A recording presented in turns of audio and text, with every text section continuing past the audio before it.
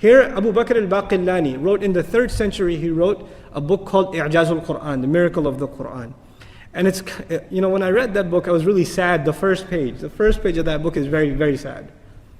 He talks about how the miracle of this book, the scholars have given up on it, the Muslims don't appreciate it, they don't value this book for what it is, and we have come to the end of times. He's talking like this in the 3rd century. Wait till he sees 2010, huh?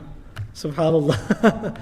And he's that depressed in the 3rd century of Islam. But anyway, he talks about reviving the idea of what makes the Quran miraculous. He talks about its miraculous language. But one of the things he says, he argues one of his chapters, is part of the miracle of the Quran are the predictions of the Quran.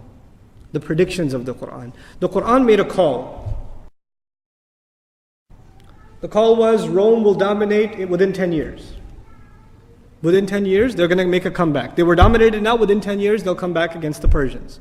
The Quraysh heard that and said, come on. There's no way. They were crushed and annihilated within 10 years. And did it come true? Absolutely. This was a prediction, rather a promise made in the Quran. Now, another promise made in the Quran, Abu Lahab will be destroyed. And if you didn't already realize, Abu Lahab is one of the sharpest tongues, one of the cleverest enemies against the Prophet sallallahu alaihi wasallam. One of the easiest ways, the Quran made itself open to attack. Abu Lahab could turn around and say, La ilaha illallah Muhammadur Rasulullah sallallahu alaihi wasallam. If he just says that, even if he says it sarcastically, you know what he could do? He could say, look, your book says I'm being destroyed, I'm burning in hell, but here I am taking what? Shahada? Now Shahada is supposed to do what? Protect me from the hellfire. So I guess your book is wrong. He could do that. He has years to take this opportunity to attack the messenger in this way. But the Quran said about Fir'aun, وَصُدَّ عَنِ السَّبِيلِ. He was kept from the path.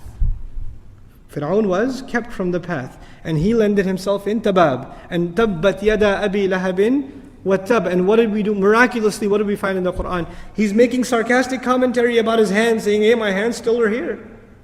تَبَّتْ لَكُمَا, may you be destroyed. I don't see anything that Muhammad talked about. That's what he would say publicly. He would make sarcastic commentary. Never once did he take the opportunity to do what? Take Shahada.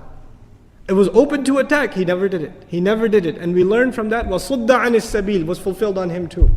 He was kept from accepting the path. He was kept from it, fulfilling the promise of Allah Azza wa Jal. Fulfilling that promise. This is part of the miracle of Quran. When Allah makes a promise and it's guaranteed, it is bound to occur. إِنَّمَا تُوعَدُونَ لَوَاقِعٌ. Whatever you have been promised is guaranteed to occur, no doubts about it. May Allah Azza wa Jal give us an appreciation of the remarkable beauty of the Quran. May Allah make us of those who recite it properly day and night and understand it. May Allah make us of those who fulfill this wonderful hadith of the Prophet ﷺ. He says, I'd like to conclude with it, Ya Ahl al-Quran, people of Quran, La tatawassadu al-Quran, don't relax with the Quran. Don't be lackadaisical about the Quran. Tatawassadu actually literally means don't turn it into a pillow. Don't lean on it. وَاتْلُوهُ حَقَّ تِلَاوَتِهِ مِنْ أَنَاءِ اللَّيْلِ وَالنَّهَارِ. Read it like it deserves to be read. Follow it like it deserves to be followed in all hours of the night and day. وَافْشُوهُ, and spread it. وَتَغَنَّوْهُ, and beautify it. وَتَدَبَّرُوا فِيهِ, and reflect deeply in it. لَعَلَّكُمْ تُفْلِحُونَ, so that all of you may succeed. Allahumma ja'alna min al-muflihin. May Allah make us from those who succeed. Barakallahu li wa lakum fil Qur'an al-Hakim. Wa nafa'ni wa iyyakum bil ayat al-Hakim. Wassalamu alaikum wa rahmatullahi wa barakatuh.